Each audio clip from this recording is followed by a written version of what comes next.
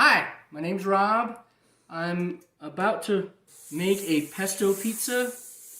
I already put the dough ball on flour. I had it fermenting and it was going to room temperature. So now I'm about to form the pesto. It's a 12-inch. I think it's around 300 grams. So I'm forming the rim here. In Italian it's called the cornicione. I butchered that.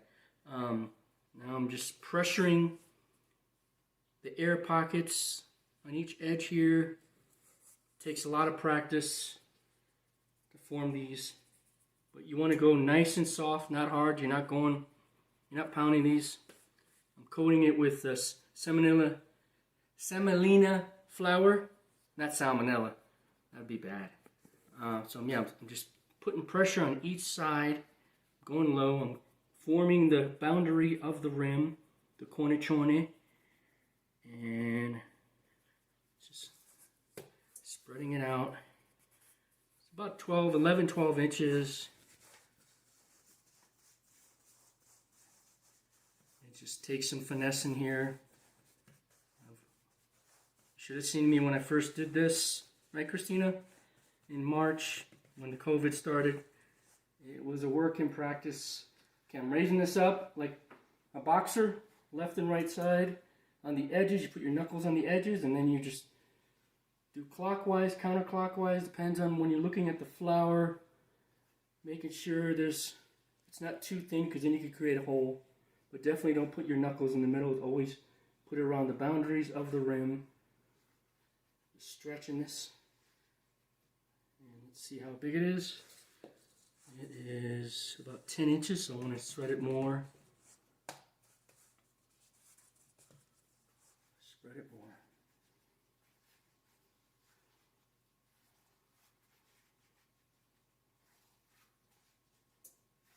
Beautiful day out here, Saturday morning in Coral Springs. You can see the mountains clearly. That's been a blessing. All right, not quite there yet, about 11 inches. Stretch it a little bit more before I put it on the peel. And then when you put it on the peel, then you stretch it a little bit more, and it should get close to 11. So you don't want to go to 12 right away when you put it on the peel. Okay, so I'm going to coat the rim with some olive oil. Not too much, but just a light coating in the rim. And pesto is not like putting tomato sauce. A little bit more challenging when you spread it around. It's a paste, and if it's thick, then it's hard to move around. Alright, so we got pesto here.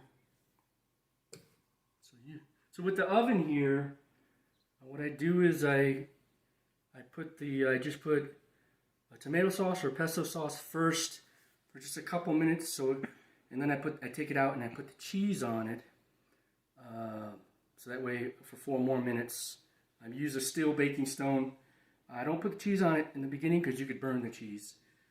So we're going to put the pesto. What's special about this pesto sauce? Yeah, it's used with, instead of pine nuts, it's used with macadamia nuts, Hawaiian macadamia nuts, but whatever kind of macadamia nuts, we put that in the, what did you use, a mixer or blender? We used a small food processor. Yeah, food processor. So yeah, this one's more green. Well, we put a lot of basil on this one. But it's more challenging to spread around. But I'm going to go ahead and use my olive oil brush to spread it around a little bit. But it's a little bit hard. It's much harder than doing the tomato.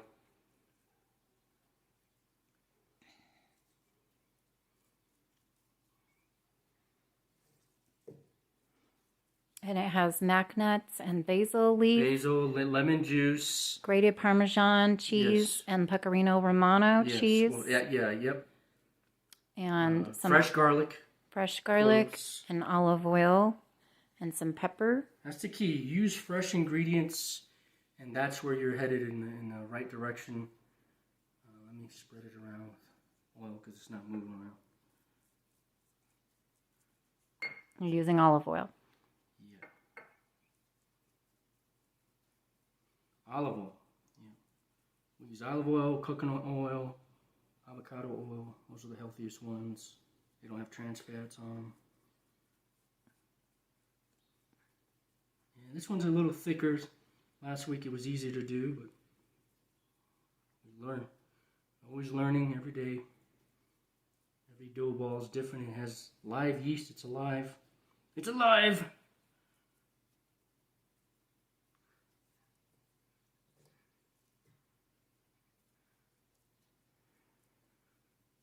Yeah, this one's much thicker. Looks good. Yeah, we're going to use buffalo mozzarella. That's water buffalo mozzarella. It's an A2 kind of milk. It's much healthier. It's more buttery, sweeter. Very good. Popular in Europe and Asia and South America, but I could buy them in supermarkets now. So it's a different texture, and they use that cheese a lot in Naples for their style of pizza. You don't have to use the whole batch. Okay. Now you just spread it with some more olive oil, right? Yeah. Put the peel underneath. Hopefully I didn't mess this up. Usually I put the peel first, but came right on. So usually you use the peel first. So look at that. I already broke my rules here. Spread it. Always shake your peel. Make sure it doesn't stick. Because if it sticks, you're in trouble. I've learned the hard way. So this is the first version. Yeah, it's a little bit more challenging here. Let's get this on the baking stone. So you're going to put it in first without any cheese? Yeah. For how many minutes? 2 minutes. 2 minutes. At what temperature? So, 550, you preheat the oven 550 for any kind of pizza. I use a baking stone, steel baking stone.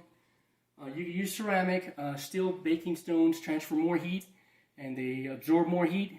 So you get a faster cook and you get that nice leopard style spot look that you would get from a wood-fired oven. So this is going to take like 2 minutes. Usually at 1 minute I turn it around just because, you know, usually every oven's different, but there's a hotter zone in the oven than others. So I turn it around. And you like convection roast setting? Yeah, this is a convection oven, but you don't need a convection oven as long as you have a good stone. But the convection puts air, it gives it a good airflow of heat, and so that top part of the pizza cooks better. But if you don't have that, you can use the broiler mode and cook the top part, and that would work as well. So let's turn it. So that's 1 minute. And it's looking nice. Looks nice and bubbly and airy. Okay, so I usually do 2 minutes, but it looked real good. So I'm gonna, the bubbles are kind of big. I pop them a little bit here, the big ones.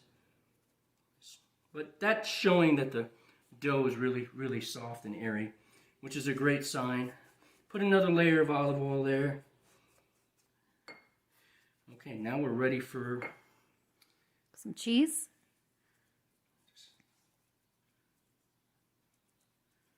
So some cheese here, buffalo mozzarella.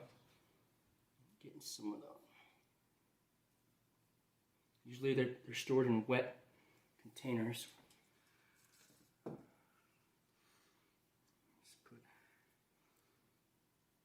It's very good. If you haven't tried it, try them. They sell them in supermarkets. Kroger sells the Murray's brands. It's our first video, so it's a little raw, but just showing you a little bit of what we do here. The love I put in the pizza food, the foods that we do. We use fresh ingredients and just high quality stuff. Put something high quality, fresh ingredients, good flour in the oven, it's going to come out great. So Always learning to. Each dough ball is different. How you form it, how it rises, it's alive. Just fill the empty areas with some goodness of flavors here.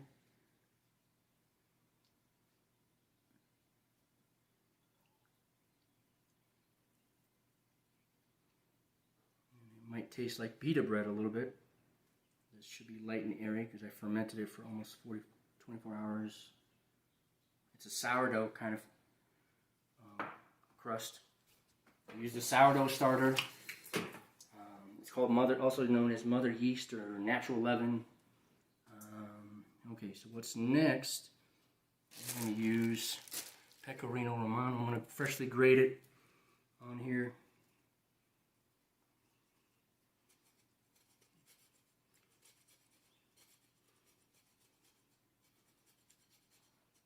And I do a finishing version of it as well. Comes out real good. Alright, so that's good. And then we're going to put some turkey pastrami here.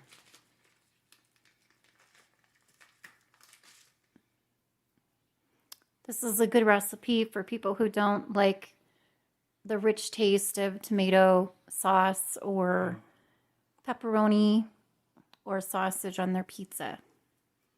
But I pressure cook our tomato sauce, so it gets rid of a lot of the anti-nutrients. But, some people are not into tomato sauce. I love tomato sauce. But I love pesto sauce. yeah, pesto's good. This one's different. It's more green, like much more green. It's just darker. Smells good, though.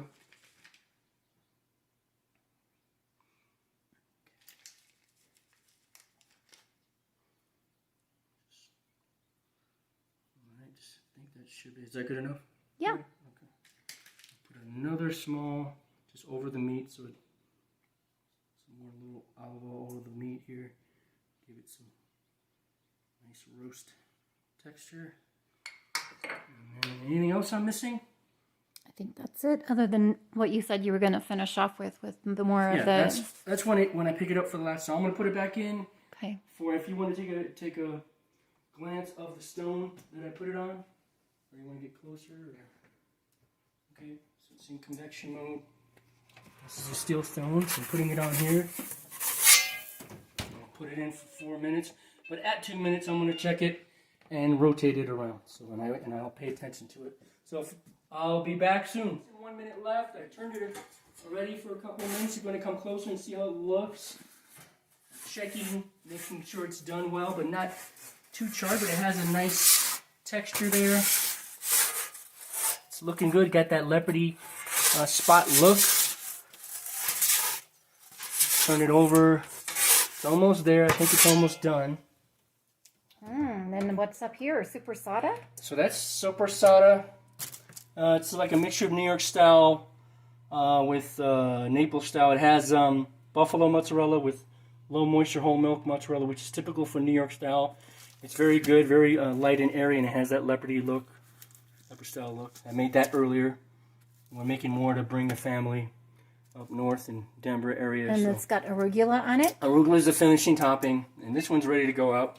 Looks good. All right. Here's the pesto. Looks fabulous. And then I'm gonna take this. Let me get a plate. Well, I'll put this on there.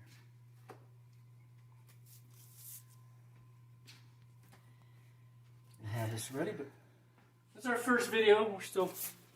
This is new, but okay, so now we're going to do a finishing. It's just about a 12 inches.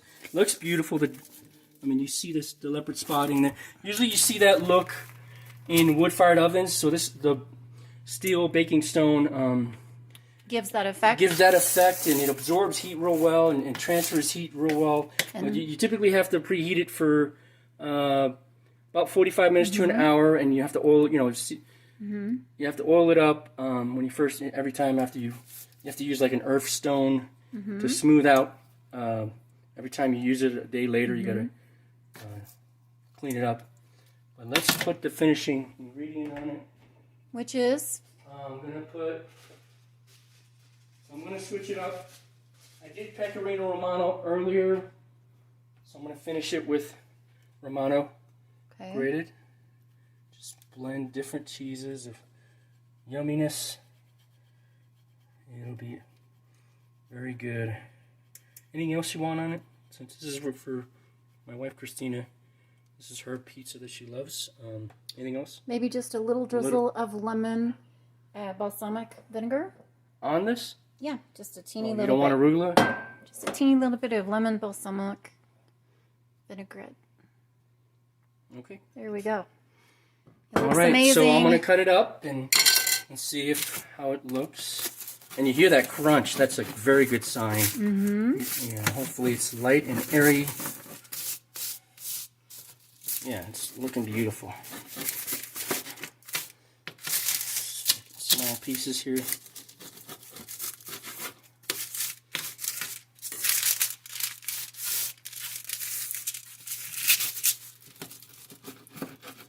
Yeah. Looks delicious. Can't wait to Wanna give it a try it try? out. I'll try it Oh, you try it later? momentarily. She's getting ready. So anyway, it looks it's beautiful. This is an example of our pesto. I'll do more videos on how to make pizza flour and the whole start to finish process. It's very interesting.